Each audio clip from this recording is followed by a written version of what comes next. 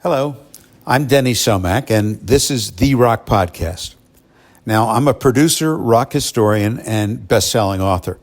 And over the years, I've collected thousands of interviews. And I try and bring you the greatest stories as told by the artists themselves. On this episode, I dug out something that I think you'll enjoy. It's a rare, candid conversation with Pink Floyd's Nick Mason. Now, Nick is a founding member of the band and the only member that has appeared on every Pink Floyd album. David Gilmour, Rick Wright, and of course Roger Waters have been absent on certain Pink Floyd albums. What's great about what you're going to hear is that Nick gives a history of the band, talks about their initial leader and chief songwriter Syd Barrett, how David Gilmour joined the band, and why they didn't play Live Aid. Meeting the Beatles at Abbey Road Studios while recording their first album, and the Beatles were recording Sgt. Pepper. All the stuff that as a fan you want to hear. Now, you may know that Nick has been touring with a band named Saucer Full of Secrets, which plays only early Pink Floyd material. He says he's happy to be playing Pink Floyd music fans may have never had the chance to experience live. The group was formed in 2018 by Mason, Spandau Ballet guitarist Gary Kemp, former Pink Floyd touring bassist Guy Pratt, guitarist Lee Harris, and keyboardist Dom Becken. They planned from the very beginning to play only songs Pink Floyd recorded before Dark Side of the Moon turned them into superstars. That material includes Syd Barrett tunes like Astronomy Domain and Arnold Lane, songs from David Gilmour's earliest days in the band like Childhood End and Fearless, and even the occasional classic like One of These Days and See Emily Play. In this interview, you'll hear him talk about how seeing Ginger Baker in Cream gave him inspiration for his career, who his favorite drummers are. Great stuff. So this is from the summer of 1985 when he had just released his solo album, Profiles, and shortly before Pink Floyd reformed without Roger Waters and released A Momentary Lapse of Reason in September 1987. So here it is. This is Nick Mason. Street Poly, studying architecture. And during our first year there, someone, I think in the class, had written some songs and wanted a band to play the songs. And so he asked around the place, and we eventually admitted that we had played various instruments in the past. And we got together and started messing about. And we just became a sort of small college band. In fact, I can remember we eventually played the songs to a well-known music publisher who said the songs showed some promise and the band didn't.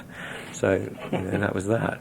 But sometime after that, Syd Barrett came down from Cambridge, who had been a friend of Roger's, and we then were all living in a flat together, an apartment, and one of our college lecturers moved from teaching us to an art school, where they started up a light and sound workshop, and we started supplying music for that. So suddenly we got involved with the whole multimedia concept. And that's when things started to happen. We suddenly became rather fashionable. We were certainly rotten musicians and played dreadfully and everything else, but there was a sort of, aura to it all. And things really sort of went on from there. We were generally rather behind in our abilities, to the state of where we were getting professionally, but eventually it got to the point where there just was more and more work, and eventually we actually made a record and had a modest hit, which put us into the sort of touring league where we could start touring the country and turn professional. Again, it's sort of reasonably well known. It was an absolute disaster. I mean, we were really loved in London, and that was sort of great and fashionable, but the style of our playing made us totally unsuited to working outside London, where we were looked upon as being the sort of biggest freaks and the most bizarre, and we had everything thrown at us. We were absolutely unacceptable. We were the unacceptable sound of music. Some of the greatest bands of all time started out being creatively ahead of where they were in their ability to execute what they were thinking of. And I think that's what you might be saying there. You had better ideas than you had the ability to get them across right away. That's right, yeah. But somehow it seemed to, I think what's curious, looking back on it, is how much confidence we had. Because if one was treated like that now, you'd think, this is horrible, let's retire immediately. How did the times 64 through 69, for instance? I'm never ceased to be amazed at how sociology contributes to rock and roll and vice versa. And I wonder if you could comment on the times, obviously you refer to it as acid rock and all that, the kids and the mental state of kids at the time. How did that contribute to the development of Pink Floyd? Well, obviously, it was very important because that's what was the launching pad, that we wouldn't have... they made an audience that considered what we were doing acceptable. I tend to say, when asked about the 60s, that I never saw the 60s because I was always in the back of a transit van rushing up and down the motorway. But there was certainly, it was an era where there was a certain spirit and there were a lot of new ideas around. It was almost... I think it happens now and again. It was like the previous occasion that had happened was the first teenagers, the post-war teenagers, where suddenly people had money and could afford a sort of lifestyle of their own, whereas previously everything happened when you got older. Right. And the 60s were another push forward to almost a sort of perhaps a sort of slightly, I don't know. There was a sort of greater interest in ideas and concepts, and I think people were wrong in thinking that they could change the world that easily. Mm-hmm. I think there was then a great disappointment afterwards. But there was certainly a very special spirit that came up at that time. Do you have any influence of that time period who may have affected you? Now, I read that we weren't that in tune with things coming from America at the time. Oh no! For me, the great influence were the sort of early British. I was going to say, not psychedelic bands. For me, the thing that switched me from thinking I'd quite like to play professionally to I must do this was seeing Ginger Baker and the very first gigs from Cream. It absolutely changed my life. And the Yardbirds with Jeff Beck. I can remember them playing at our college and just thinking, that's where I want to be. As soon as I saw it. I think he's a lovely player. Really terrific. And I've enjoyed virtually all his records. Returning to Syd Barrett then, he came in and kind of gave the creative to the band originally and was the songwriter at the Absolutely, outfit. yeah. Wrote virtually everything. If I've seen one word about Syd constantly, it's erratic. That's absolutely true, yeah. Unfortunately, at the beginning, he was not erratic at all. He was a very talented writer and good musician, nice guy to work with, and then he just went off the rails. I believe he used unreliable in a former interview. Well, that's probably a good word. I'll stick with it. And so then there was quite a change in the band. I think the band seemed to find itself when Syd left because suddenly you turned around and you guys... Well, I don't think it found itself. I think bands sometimes do have a sort of life of their own and one person leaves and it changes direction. I think we had a fairly clear... I think we'd have been perhaps... in a way, would have probably still found the same sort of direction, but with a greater top 40 style of emphasis to it, with Syd had stayed. It's a little almost like Genesis with Peter Gabriel leaving. Suddenly, there's someone else who picks up and carries on. Mm-hmm. And I think that's a bit what happened with us. Obviously, it switched the way the band worked and the emphasis of the music and so on. But in a way, I think things were established with Syd that were then sort of adjusted, rather than Syd leaving and us. I'm only picking up on that, on the idea of us finding ourselves, because it feels more like a development or a change rather than a sudden stabilisation. Okay. So Dave was brought in to originally augment Syd's thing. That's right. We thought maybe we could operate a system where perhaps Dave came out on the road and Syd still wrote for the band. Mm-hmm. But it became unworkable. I think in those sort of situations, the politics very quickly accelerate to the point where everyone can't bear it. How does the business of music get in the way of the love of music? Well, I think now, being extremely old, that it's if one was sort of talking about how to deal with the business, with the business of business, the answer is it shouldn't at all. That the two are the two are linked, and the greater interest you take in your business, the better it is for you, because you can't just sort of pretend that it doesn't exist. It's very important to understand how it works and what your record company need and how to approach selling your record. You shouldn't, I mean, I would never suggest that it influences the music. The music should always be simply done. I mean, it's the only way most people know how to work, is to do the best work you can and then work out how the hell you sell it. But it's interesting, really, how one allows oneself to fall into a sort of state of feeling that, I don't know, your manager or your agent or your record company are your enemy and that they're working against you, and generally they're not. Mm-hmm. I mean, there are occasions when perhaps they are, but generally the more you understand about what's going on, probably in the long run the happier you'll be. I mean, the most popular thing that's happened to so many people, including ourselves, is the business of pretending that the business doesn't exist and passing all sorts of things on to other people who then make a mess of it. Yeah, it sounds like the Apple story in a Absolutely, a good example. Yeah. Did you ever feel like a pioneer? Like I think people who are leaders don't actually know when they're doing it, but it takes perspective and time to realize that you were doing things that no one else had done. I refer to Quad Sound and studios, and once again the visual aspects of your shows. Yeah, I mean, one never think. I still now wouldn't say we were leaders, because I think a lot of the tracks that we took were unique and were best not followed by other people. I mean, quadraphonic sound, the way we used it probably was I'm tempted to say roughly right. In a way, we used it for live shows, and that was about it.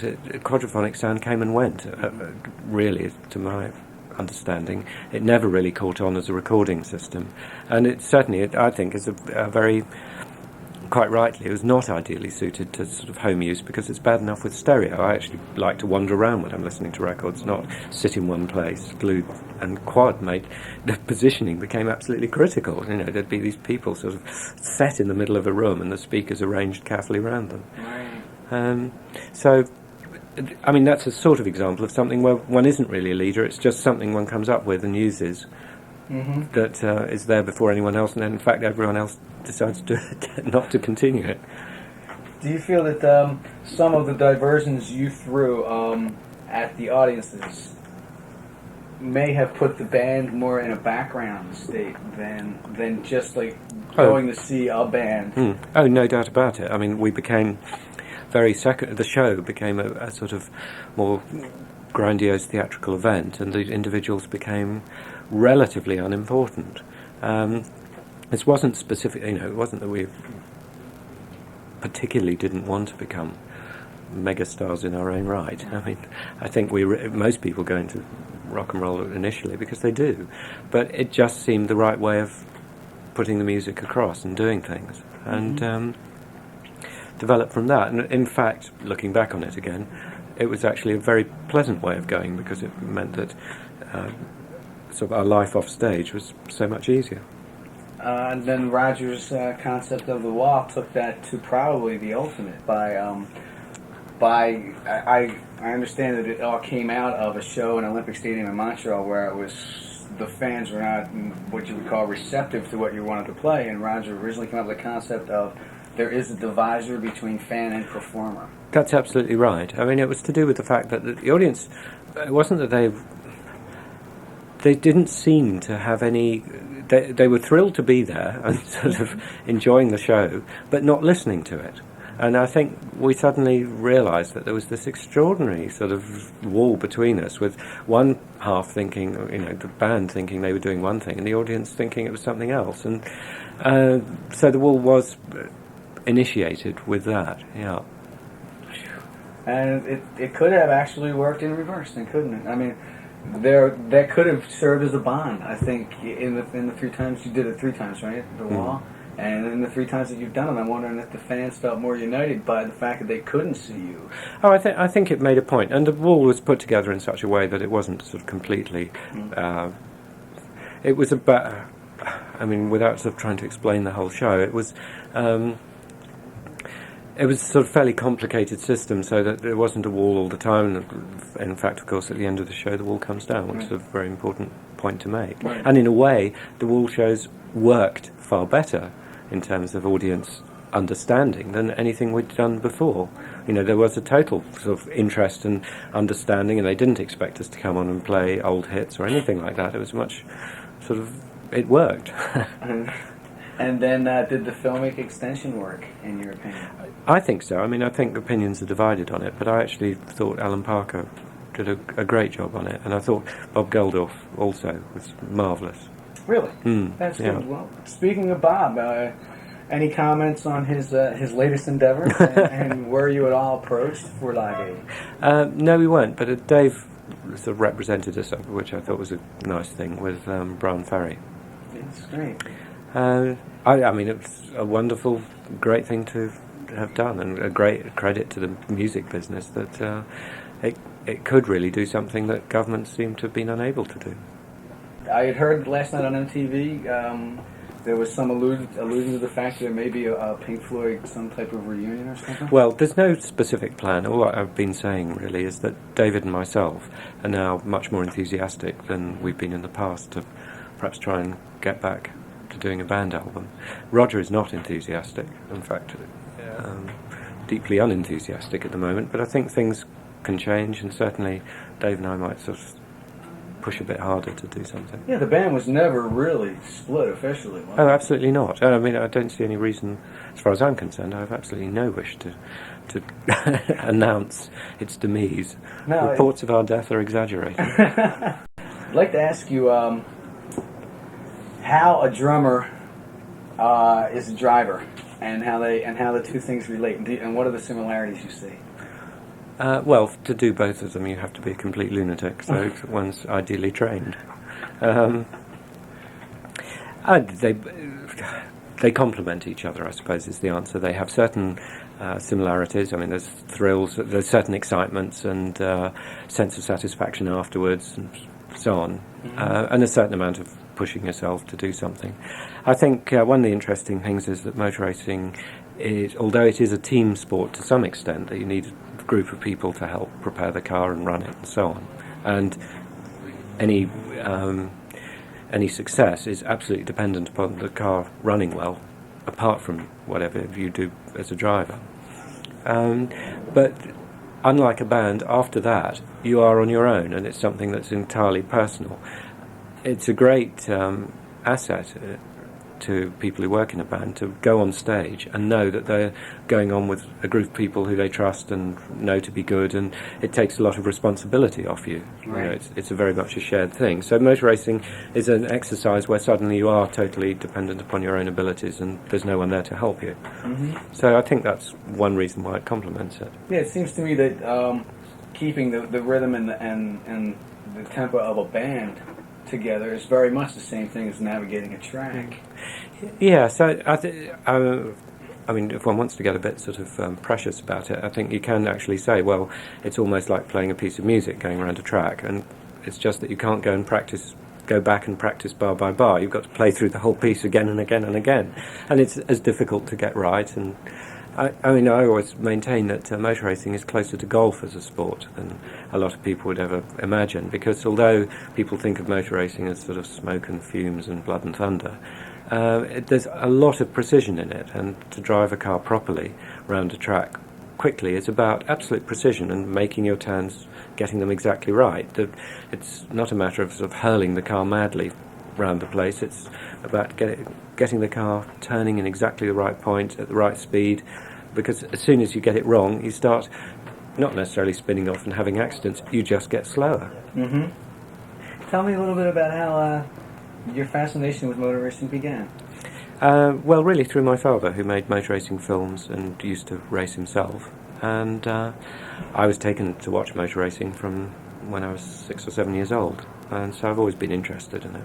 So you went to the track to see your dad work on That's film? right, yeah. I guess that could be how your interest in film got started as well. Sure, yeah. Pretty fairly obvious, I'd say. Let me see. Pink Floyd has been involved in, we talked about The Wall, but there was also the Pompeii film as well. Yep. It's a long time ago. That was combination studio interview documentary and things like that. Any any remembrances or anything that you thought would happen as you were making it that did or did not happen now that you look back on it almost 11, 12 years later? I think when we made Pompeii, it was very much one of those. We didn't take much interest in the making of it. I mean, we took a bit, but looking back on it, I mean, we were just more or less directed. Whereas obviously if one went back to it now, one would take a much greater interest in it. Mm-hmm. And I think it's surprising, really, how well it works, he said modestly.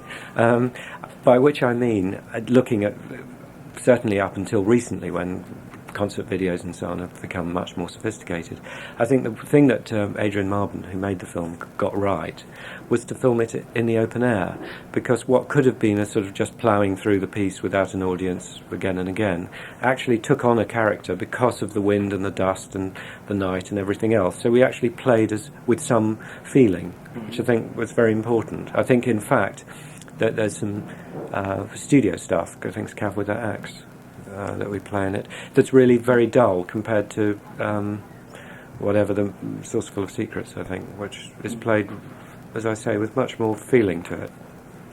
Did you see anything film-wise before you went into that either like did throw up like I don't want to do it like that, or I'd like to do it like that, referring to say things like the Beatles romp? Obviously, you wouldn't want to do. No, I don't think we'd ever seen ourselves in that sort of light, right. And the way the film was much more a sort of documentary idea. How do you think it stands up? It was quite well, really. I mean, I still absolutely can't bear to watch it. I'm deeply ashamed, but that doesn't mean that it's not okay, really. I have a quote here that says, "I'd like to be part of group activities and I don't demand to be in control." That came from you, I think. Yeah, that sounds like modest old me. Yeah, it's a very unselfish posture, and not one that everyone gets into. Do you think that has helped your longevity and your perspective? Yeah, I think so. I mean, I suppose it's always helpful to have... it's certainly a sort of easier base to work from than thinking one always has to be in control.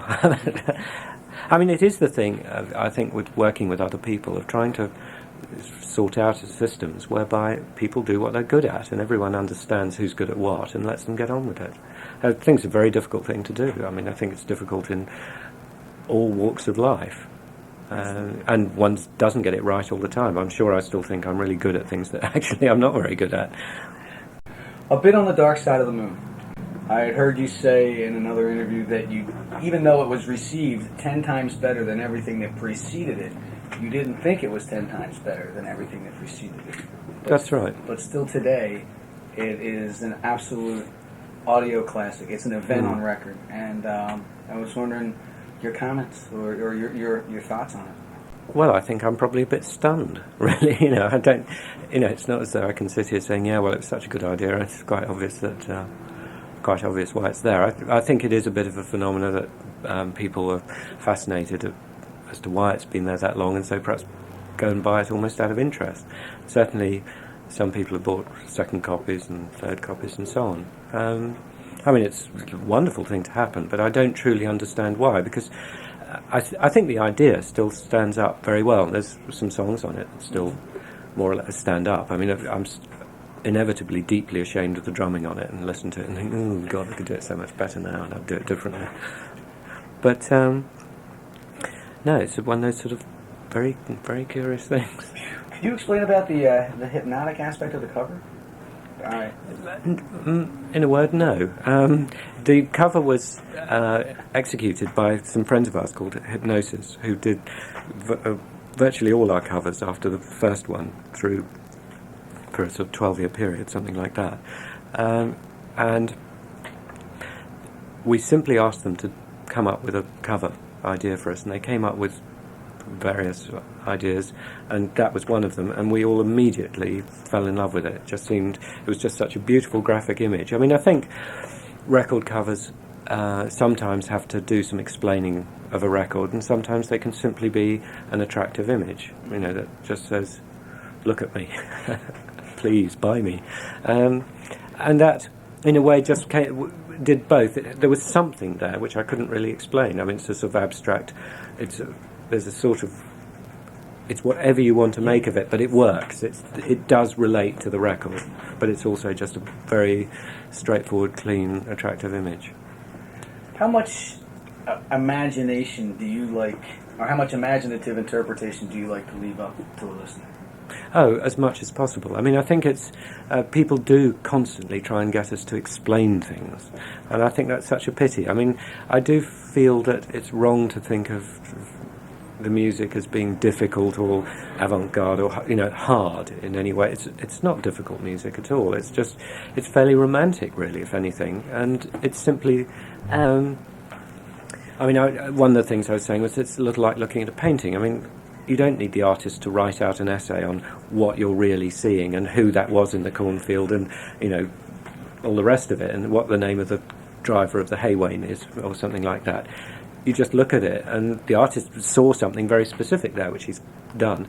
But what you get from the painting is something else. There's, some other feeling from it, and it's that. I mean, there's an idea, and people should then take that and respond to it. Yeah, I couldn't agree more. There are some songs that I hear that I absolutely love that I do not want to see a video as because I cherish my own mental picture of what it was, and that's personal. And as good as somebody else's interpretations and execution could be. Yeah. It still isn't mine, and that's what I like most about Floyd is because you can wrap up in it like a warm, semi-depressed blanket sometimes, and let yourself make your own conclusions.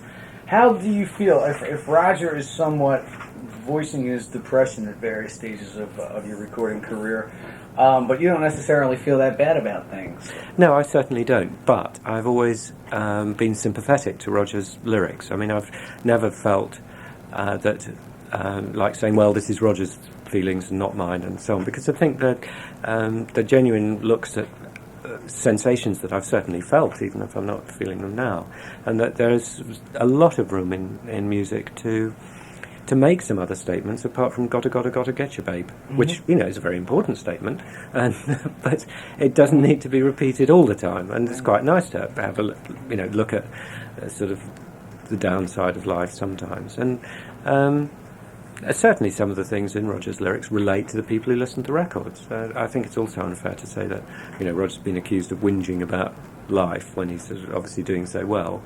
I think it's perfectly reasonable to make statements and say things, and certainly music should be used for it more. I mean, I was quite interested in the Paul Hardcastle single 19 because it felt like a sort of very short, easy to digest little message about a piece of real life. Yeah.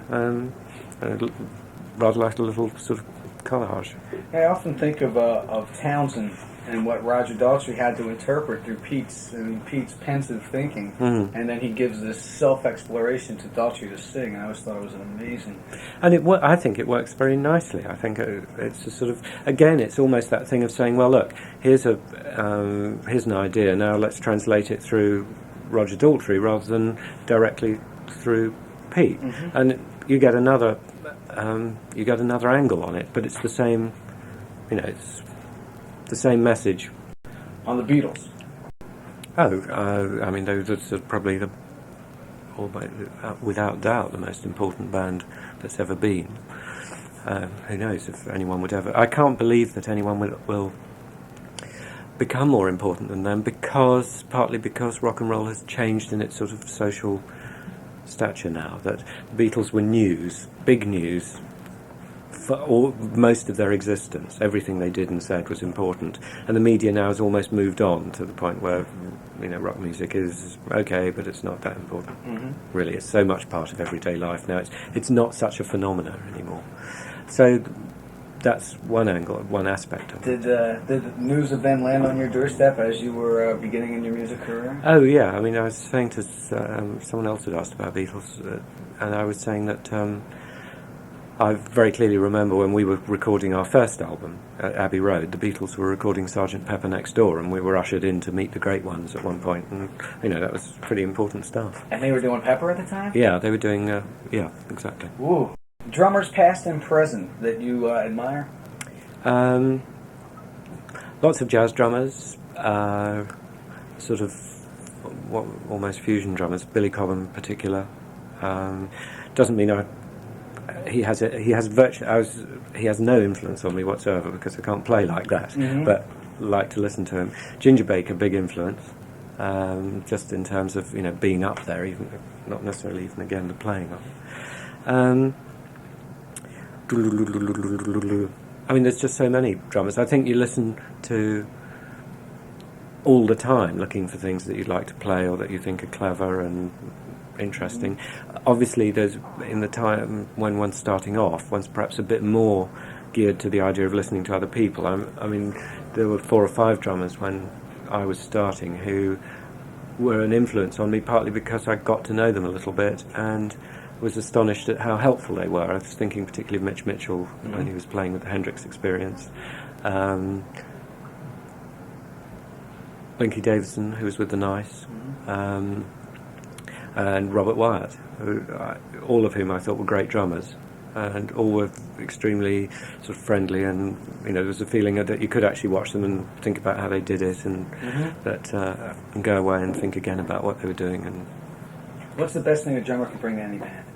Can bring to any band. What is his role, and how can he maximize it? The same as virtually anyone else in a band, which is a sense of as a band and an ability to see how to fit into the band rather than a desperate wish to become the great solo star of it. I mean, I have a particular dislike, which are the sort of 20-minute drum solos, because I think they serve little purpose and they're more a gymnastic exercise generally than musical.